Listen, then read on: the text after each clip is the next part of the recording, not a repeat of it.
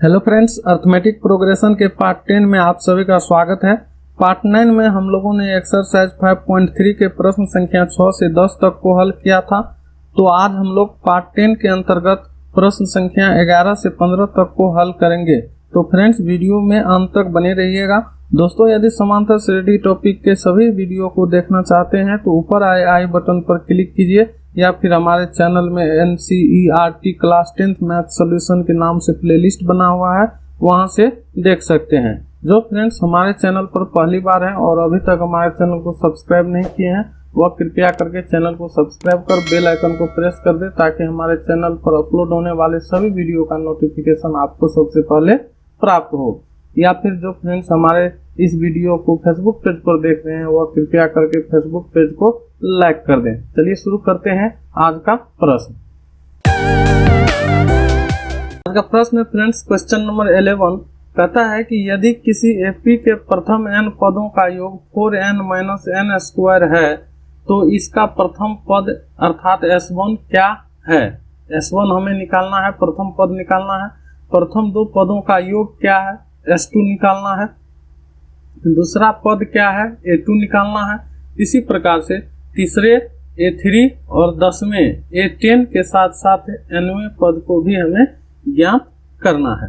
तो यहाँ पे हम लोगों को दिया हुआ है SN बराबर दिया हुआ है 4n-n², ये हमें दिया हुआ है। अब इसमें हम लोग n का वैल्यू एक बार 1 रखेंगे, 2 रखेंगे, 3 रखेंगे, 4 रखेंगे, इसी तरह से आगे हम लोग n तक रखेंगे तो हम लोगों को उस पद का योगफल निकल जाएगा। जैसे n का मान 5 रखेंगे तो 5 पदों का योगफल निकल जाएगा। n का मान 2 रखेंगे तो 2 पदों का योगफल निकल जाएगा। चलिए हम लोग सॉल्व करते हैं अब इसको। यहाँ पे हम लोग सबसे पहले इसमें n का मान 1 से स्टार्ट करेंगे, 1 रखेंगे तो ये हो जाएगा S1 बराबर हो जाएगा 4 इंटू n के जगह पे 1 माइनस 1 का स्क्वायर, ये हो जाएगा 4 माइनस 1 इक्वल टू 3। तो ये S1 हो गया फ्रेंड्स, और हमें यहाँ पे S1 निकालने के लिए भी कर रहा था तो ये आंसर आपका हो गया S1, जिसका वैल्यू आया कितना, 3। इसको हम लोग प्रथम पद भी कर सकते हैं, यह पहला पद भी 3 हो गया। चलिए अब हम लोग S2 निकालते हैं। S2 बराबर इस बार n के जगह पे हो जाएगा 2, तो S2 बराबर हो जाएगा 4 इंटू 2 माइनस 2 का स्क्वायर, ये बराबर हो जाएगा 4 2 जा 8 माइनस 2 2 जा 4, 8 में से 4 को सब्ट्रैक्ट करेंगे तो ये हो जाएगा 4। तो ये फ्रेंड्स हो गया S2 अर्थात दो पदों का योग, और हमें यहाँ पे दो पदों का योग कर रहा था निकालने के लिए। दो पदों का योग क्या है, तो दो पदों का योग हो गया फ्रेंड्स 4। एक दूसरा आंसर आपका हो गया 4। अब हमें निकालना है दूसरा पद क्या है। तो फ्रेंड्स दूसरा पद निकालने के लिए दो पदों के योगफल में से यदि हम लोग प्रथम पद को सब्ट्रैक्ट कर दें तो दूसरा पद निकल जाएगा। तो दूसरा पद को हम लोग A2 लिखेंगे। A2 बराबर, इसलिए A2 बराबर दूसरा पद बराबर हो जाएगा S2 माइनस S1, ये बराबर हो जाएगा S2 का वैल्यू आया है 4, तो यहाँ हो जाएगा 4 माइनस S1 का वैल्यू है 3, तो ये हो गया 3। तो 4 में से 3 को सब्ट्रैक्ट कर देंगे तो ये हो जाएगा आपका 1। तो हम लोगों का दूसरा पद प्राप्त हो गया 1। तो ये एक आंसर ये हो गया दूसरा पद। अब हम लोगों को निकालना है तीसरा पद। तो तीसरा पद निकालने के लिए S3 निकाल लेते हैं। जिस S3 निकल जाएगा तो हम लोग S3 में से S2 को घटा देंगे तो तीसरा पद निकल जाएगा। तो यहाँ पे लिखेंगे हम लोग S3 बराबर इसी में फिर हम लोग वैल्यू रखेंगे n के जगह पे 3, ये जो Sn दिया हुआ है यहीं से हम लोग S3 भी प्राप्त करेंगे। ये S3 बराबर हो जाएगा आपका 4 इंटू 3 माइनस 3 का स्क्वायर, ये हो जाएगा 4 3 जा 12 माइनस 3 3 जा 9, तो 12 में से 9 को सब्ट्रैक्ट करेंगे तो ये हो जाएगा आपका 3। तो S3 हो गया फ्रेंड्स 3। अब हम लोगों को A3 कहता है निकालने के लिए तीसरे पद, तो A3 निकालेंगे, इसलिए A3 बराबर हो जाएगा S3 माइनस S2।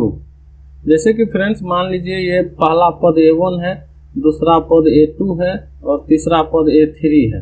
यदि हमको ये तीनों का सम पता है, इस तीनों का सम पता है और इस दो का सम हमें पता है, तो तीनों के सम में से इस दो के सम को सब्ट्रैक्ट कर देंगे तो ये तीसरा पद हमारा प्राप्त हो जाएगा। तो इसीलिए यहाँ पे लिखे हैं S3 मतलब इस तीनों का सम, माइनस S2 मतलब ये दो पद का सम। इसको घटा देंगे तो ये हम लोगों का तीसरा पद प्राप्त हो जाएगा। तो ये हो जाएगा S3 का वैल्यू यहाँ से निकाले हैं 3, तो ये हो जाएगा 3 माइनस S2 का वैल्यू हम लोग निकाले हैं यहाँ से 4, तो माइनस 4 हो जाएगा। तो 3 में से 4 को सब्ट्रैक्ट करेंगे तो ये हो गया माइनस 1। तो ये आपका तीसरा पद हो गया, एक आंसर आपका ये हो गया। अब हम लोगों को 10वां पद और 9वें पद को ज्ञात करना है। तो देखिए फ्रेंड्स, यहाँ से हमको पहला पद निकल गया, दूसरा पद निकल गया, तीसरा पद निकल गया। तो हम लोग यहाँ लिख सकते हैं, यहाँ इससे हम लोगों को एक AP प्राप्त हो गया जिसका पहला पद 3 है, दूसरा पद 1 है, तीसरा पद -1 है। इसी तरह से ये आगे की तरफ हमें प्राप्त होते जाएगा। यह एक AP हो गया, AP में है, तो इससे हम लोग D का वैल्यू निकाल लेंगे। ये पहला पद तो 3 है, ये है, यहाँ पे भी लिखा हुआ है। इससे हम लोग सारबंतर D अगर निकाल लेते हैं, D बराबर T2 माइनस T1, या इसको आप A2 माइनस A1 भी लिख सकते हैं। यहाँ पे हम लोग A2 माइनस A1 ही लिख देते हैं। इसको लिखेंगे A2 माइनस A1 बराबर, तो A2 का फ्रेंड्स वैल्यू है आपको 1 और A1 का वैल्यू है 3, अर्थात ये S1 जो है वही प्रथम पद A1 होगा। ये हो गया 3, तो 1 में से 3 को सब्ट्रैक्ट करेंगे तो ये हो गया आपका -2। तो D का वैल्यू हमें प्राप्त हो गया -2 और A का वैल्यू प्रथम पद हमें यहाँ से प्राप्त है 3। तो अब हम लोग 10वां पद को लिख सकते हैं। अब S10 10वां पद को लिखेंगे A10 और A10 10वां पद को हम लोग लिखेंगे A प्लस 9D बराबर, A का वैल्यू हमें प्राप्त है 3 प्लस 9 इंटू D का वैल्यू हम लोग यहाँ से निकाले हैं -2। तो ये हो जाएगा आपका 3 माइनस 18 और 18 में से 3 को सब्ट्रैक्ट करेंगे तो ये हो जाएगा -15। तो 10वां पद हो गया फ्रेंड्स -15, एक आंसर आपका ये हो गया। अब इसी तरह से हम लोगों को 9वें पद निकालना है। तो अब लिखेंगे हम लोग, पुनः AN बराबर हम लोग जानते हैं फॉर्मूला होता है A plus N-1 into D बराबर, A का वैल्यू हो गया 3 प्लस N हमें पता नहीं है, N-1 और D का वैल्यू हम लोग यहाँ निकाले हुए हैं -2, तो यहाँ लिखेंगे -2। ये हो जाएगा आपका 3 प्लस, यहाँ पे -2 से हम लोग इसमें मल्टीप्लाई कर देते हैं, ये हो जाएगा -2 अब प्लस n, तो ये हो जाएगा -2n और -1 को -2 से मल्टीप्लाई करेंगे +2 और 3 को 2 को ऐड करेंगे तो ये हो जाएगा आपका 5 और -2n। ये हो गया फ्रेंड्स आपका nवां पद, अंतिम पद, एक आंसर आपका ये हो गया। चलिए नेक्स्ट क्वेश्चन देखते हैं हम लोग, क्वेश्चन नंबर 12। क्वेश्चन 12 कहता है फ्रेंड्स कि ऐसे प्रथम 40 धन पूर्णांकों का योग ज्ञात कीजिए जो 6 से विभाज्य है। तो 6 से वही संख्या धन पूर्णांक विभाज्य होगा फ्रेंड्स जो 6 का गुणज होगा। तो हम लोग यहाँ पे एक FP लिख सकते हैं जो 6 के गुणज होंगे। ये हो जाएगा आपका 6, ये हो जाएगा 12, 18, 24, 30, इसी तरह से ये आगे की तरफ बढ़ेगा। तो यह देखिए फ्रेंड्स, यह एक एपी हो जाएगा, यह एक एपी हो गया। और एपी में यहाँ पे प्रथम पद आपका A1 दिया हुआ, A दिया हुआ प्रथम पद, A कितना हो गया आपका 6, और D हम यहाँ से निकाल लेंगे T2 माइनस T1। तो T2 का वैल्यू है 12, ये हो गया 12 माइनस 6 इक्वल टू 6। तो D का वैल्यू हम लोगों को प्राप्त हो गया। और N का मान दिया हुआ है 40, N बराबर 40। तो हमें निकालना है 40 पूर्णांकों का योग S40। तो चूंकि Sn बराबर फॉर्मूला होता है फ्रेंड्स, चूंकि Sn बराबर फॉर्मूला होता है n/2 into 2a plus n-1 into d। इस फॉर्मूला की मदद से हम लोग यहाँ पे वैल्यू प्राप्त करेंगे। तो यहाँ लिखेंगे n के जगह पे फ्रेंड्स हो जाएगा आपका 40।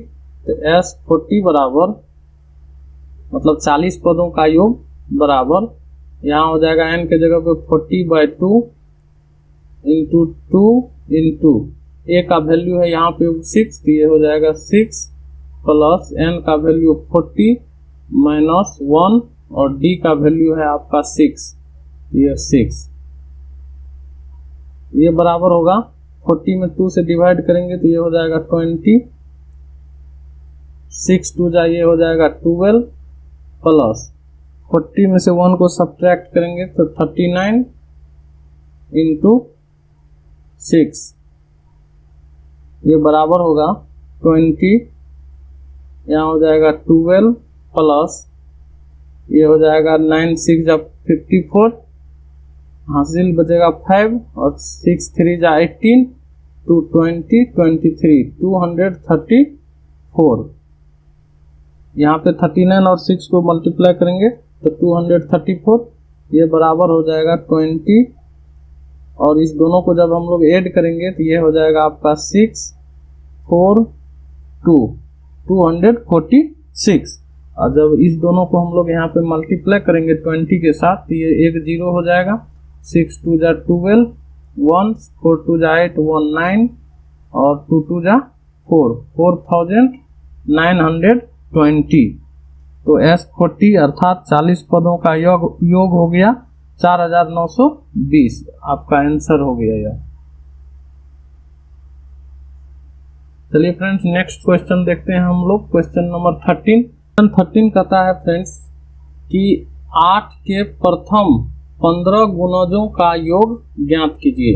8 के प्रथम 15 गुणजों का योग ज्ञात कीजिए। तो 8 के प्रथम 15 गुणज हो जाएंगे फ्रेंड्स। गुणज क्या होता है कि 8 का मल्टीपल, ये हो जाएगा 8 16 24 32 40। इस तरह से ये आगे की तरफ बढ़ते जाएगा कितने पदों तक, 15 गुणजों 15 पदों तक। n का मान 15 हो जाएगा। इससे हम लोग यहाँ पे यह एक एपी हो गया, यह एक एपी हमें प्राप्त हो गया, क्योंकि इसमें देखिए प्रत्येक दो क्रमागत पद के अंतर जो है वह समान है। यहाँ 8 जोड़ दिए तो 16 हो गया, 16 में 8 जोड़ दिए 24, 24 में 8 जोड़ेंगे 32, 32 में 8 जोड़ेंगे 40। इस तरह से हम देख रहे हैं कि यह एक एपी है। तो हम लोग यहाँ से लिख सकते हैं कि a बराबर प्रथम पद इस एपी का है 8, d हम लोग सार्वंतर निकाल लेंगे T2 माइनस T1 से। तो T2 का फ्रेंड्स वैल्यू है 16 माइनस T1 का 8 इक्वल टू ये हो गया आपका 8। और n का वैल्यू हमें दिया हुआ है, कहता है कि 15 गुणजों का, तो n बराबर हो गया आपका 15। तो हमें निकालना है Sn, और हम लोग जानते हैं कि Sn बराबर जो फॉर्मूला होता है, क्योंकि Sn बराबर होता है n/2 into 2a plus n-1 into d। और इसी में हम लोग a, d और n का वैल्यू पुट करेंगे तो यह 15 गुणजों का, प्रथम 15 गुणजों का योग हमें प्राप्त हो जाएगा। तो यहाँ लिखेंगे इसलिए एस एन की जगह पर हो जाएगा 15 बराबर एन की जगह पर 15/2 इंटू 2 ए का वैल्यू यहाँ पे दिया हुआ 8 प्लस एन का वैल्यू हो गया 15 - 1 और डी का वैल्यू हो गया यहाँ से डी का वैल्यू हो गया 8 इंटू 8। इसको हम लोग सॉल्व करेंगे फ्रेंड्स, तो ये हो जाएगा 15/2 इंटू 8 2 जा 16 प्लस 15 में से 1 को सब्ट्रैक्ट करेंगे, ये हो जाएगा 14 इंटू 8।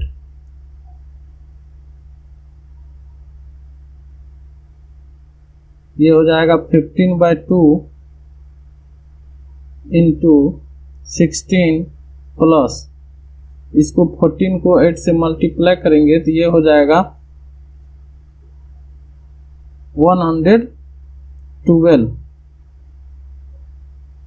और 112 में 16 को हम लोग यहाँ ऐड करेंगे तो ये हो जाएगा 15/2 इंटू ये हो जाएगा 8 2 1 128 और 128 को फ्रेंड्स हम लोग 2 से यहाँ डिवाइड करेंगे तो ये हो जाएगा आपको 64। अब हम लोग के पास बच गया है 15 इंटू 64। इस दोनों को हम लोग मल्टीप्लाई करेंगे फ्रेंड्स, 15 और 64 को, इसको मल्टीप्लाई करने के बाद हमको आएगा 960। तो ये 15 पदों का प्रथम 8 के प्रथम 15 गुणजों का जो योग होगा वह 960 होगा फ्रेंड्स। ये आपका आंसर हो गया। नेक्स्ट क्वेश्चन देखते हैं, क्वेश्चन नंबर 14 को। क्वेश्चन 14 कहता है फ्रेंड्स कि 0 और 50 के बीच की विषम संख्याओं का योग ज्ञात कीजिए। 0 और 50 के बीच में कितने विषम संख्याएं हैं वह हमें ज्ञात करना है। तो हम लोग जानते हैं कि 0 से 100 के बीच वह जो होता है 50 सम संख्याएं होती है और 50 विषम संख्याएं होती है, और 0 से 50 के बीच में जो फ्रेंड्स वह 25 जो है वह आपको विषम संख्या होगा। तो चलिए इसको हम लोग सॉल्व करते हैं। यहाँ पे 0 और 50 के बीच विषम संख्या, तो ये विषम संख्या कौन कौन हो जाएंगे फ्रेंड्स? तो ये हो जाएगा आपका 1, ये हो जाएगा 3, ये हो जाएगा 5, ये हो जाएगा 7, 9 so on। ये आगे तरफ बढ़ते जाएगा इसी तरह से। तो यह एक एफपी प्राप्त हो गया हमारा, यह एक एफपी हो गया, यह एक एफपी में होगा फ्रेंड्स।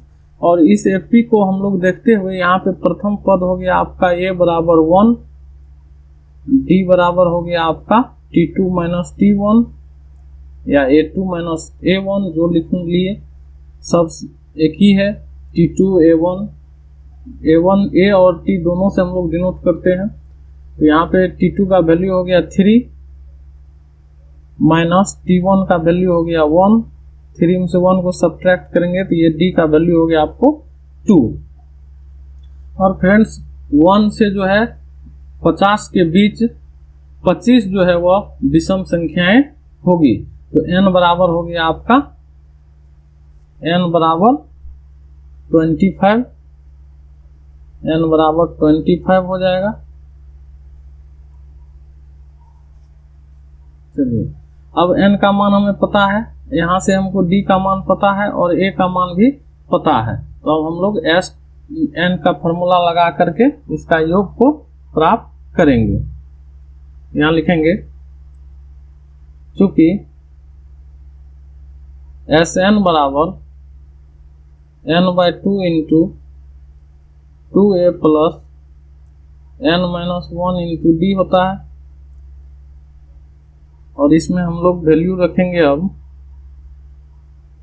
n के जगह पर रखेंगे फ्रेंड्स 25, तो ये हो जाएगा S25 equal to 25/2 into 2a, तो 2a का वैल्यू है 1, तो 1 प्लस n-1, तो n हो गया 25 - 1 और डी हो गया आपका 2। तो ये बराबर होगा 25/2 इंटू 2 1 जा 2 प्लस 25 में से 1 को घटाएंगे 24 इंटू 2। ये बराबर होगा 25/2, यहाँ पे फ्रेंड्स हो जाएगा 2 प्लस 40, 24 2 जा 48, और 48 को फ्रेंड्स हम लोग 48 में 2 को ऐड करेंगे तो ये आपका हो जाएगा 25/2 इंटू 50, और 50 को फ्रेंड्स हम लोग 2 से यहाँ डिवाइड कर देंगे तो ये हो जाएगा आपका 25, और हम मेरे पास बच गया 25 इंटू 25, तो यहाँ लिखेंगे बराबर 25 इंटू 25, ये बराबर हो जाएगा आपका 625। तो ये 25 जो संख्या है अर्थात 0 से 50 के बीच के जो विषम संख्याएं होगी फ्रेंड्स, उन सभी का योग होगा आपको 625। ये आपका आंसर हो गया। चलिए नेक्स्ट क्वेश्चन देखते हैं, क्वेश्चन नंबर 15, और आज का वह लास्ट क्वेश्चन है। जो इस एक्सरसाइज के शेष क्वेश्चन बचेंगे उसको हम लोग अगले पार्ट में सॉल्व करेंगे ताकि वीडियो ज्यादा लंबा न हो। क्वेश्चन 15 है फ्रेंड्स, कहता है कि निर्माण कार्य से संबंधित किसी ठेके में एक निश्चित तिथि के बाद कार्य को विलंब से पूरा करने के लिए जुर्माना लगाने का प्रावधान इस प्रकार है। जितना दिन का टाइम दिया गया है ठेका में, अगर उतना दिन के अंदर यदि कोई कंपनी हो या कोई मजदूर हो काम नहीं करता है तो उसको एक नियम के तहत जुर्माना लगाया जाता है, फाइन लगाया जाता है। वह क्या है शर्त? तो कहता है कि पहले दिन के लिए 200 रुपया, यदि एक दिन लेट होगा तो पहला दिन के लिए 200 रुपया लगेगा, दूसरे दिन के लिए 250 रुपया, तीसरे दिन के लिए 300 रुपया इत्यादि। अर्थात प्रत्येक उत्तरोत्तर दिन का जुर्माना अपने से ठीक पहले दिन के जुर्माने से 50 रुपया अधिक है। एक ठेकेदार को जुर्माने के रूप में कितनी राशि अदा करनी पड़ेगी यदि वह इस कार्य में 30 दिन विलंब कर देता है? तो कहता कि अगर कोई ठेकेदार है जो है वह अगर कार्य करने में 30 दिन विलंब करता है तो उसको ये जुर्माना के रूप में कितना रुपया देना पड़ेगा। तो यहाँ देखिए फ्रेंड्स, इस सवाल से हम लोगों को देख रहे हैं प्राप्त हो रहा है क्या कि प्रथम दिन जो है वह 200 रुपया लगता है। तो प्रथम दिन के लिए हो गया आपका पहला पद 200 रुपया हो गया, यहाँ पे 200। दूसरा दिन के लिए उसको 250 लगता है तो दूसरा दिन हो गया 250। तीसरा दिन का जो है उसको जुर्माना लगता है 300, तो ये हो गया 300। और यहाँ पे कह रहा है फ्रेंड्स कि प्रत्येक अगला दिन जो है वह अपने से पिछले दिन से 50 रुपया अधिक उसको जुर्माना देना पड़ता है। तो अब जो चौथा दिन होगा उसका जुर्माना हो जाएगा 350, 350। इस तरह से यह बढ़ते जाएगा। और हमको n का मान यहाँ पे 30 दिन दिया हुआ है कि 30 दिन तक अगर वह विलंब करता है तो कितना रुपया जुर्माना के रूप में देना होगा। तो 30 पदों तक यहाँ 30 हो जाएगा, पद संख्या n का मान 30 हो गया। तो यहाँ पे देख रहे हैं कि यह एक एपी है क्योंकि दो कर्मागत पदों के अंतर क्या है फ्रेंड्स, यहाँ पे समान है। तो देखिए 200 में 50 जोड़ देंगे तो 250 में 50 जोड़ेंगे तो 300 में 50 जोड़ेंगे 350। ये क्या है, सब इक्वल है, 50 ऐड हो रहा है, तो इसका मतलब यह क्या है, एपी है। और इस एपी को देखते हुए हम लोग यहाँ पे लिखेंगे कि ए बराबर प्रथम पद जो है फ्रेंड्स इस एपी का 200 हो गया। डी का वैल्यू जो है वो हो जाएगा T2 माइनस T1 बराबर 250 माइनस 200। तो ये कितना हो जाएगा, 50 रुपया। ये 50 रुपया हो गया। तो डी का मान हो गया 50 रुपया। और एन का मान फ्रेंड्स 30 दिन तक वह कंपनी 30 दिन क्या करता है, विलंब कर देता है। तो एन का मान हो गया आपका 30। तो एन बराबर जो पदों की संख्या कहिए वह हो गया आपका 30। तो इसी का हम लोगों का योग निकालना है कि अगर वह व्यक्ति 30 दिन तक विलम्ब करता है, 30 दिन विलम्ब करता है कार्य में, तो जुर्माना के रूप में कितना रुपया वह जमा करेगा, देगा। तो इसको हम लोग लिखेंगे, चूंकि SN बराबर N/2, हम बार बार यह फॉर्मूला लिखते हैं ताकि आप लोगों को याद हो जाए। N/2 into 2A plus N-1 into D। इसमें फ्रेंड्स हमें यहाँ से A का वैल्यू पता है, D का वैल्यू पता है और N का वैल्यू पता है। इस वैल्यू को हम लोग इसमें पुट करेंगे, जो वैल्यू निकलेगा उतना रुपया वह 30 दिन विलम्ब करने पर जमा करेगा जुर्माना के रूप में। तो चलिए इसमें हम लोग मान को पुट करते हैं। इसलिए S30 बराबर ये हो जाएगा 30/2 इंटू 2, A का वैल्यू है यहाँ से 200, तो यहाँ हो जाएगा 200 प्लस N के जगह पर हो गया 30 माइनस 1 और D का वैल्यू है 50 इंटू 50। इसको हम लोग यहाँ सॉल्व करेंगे।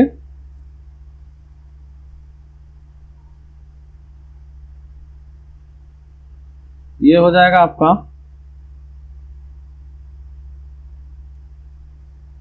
30 में यहाँ फ्रेंड्स 2 से डिवाइड करेंगे तो ये हो जाएगा 15, ये हो जाएगा 15।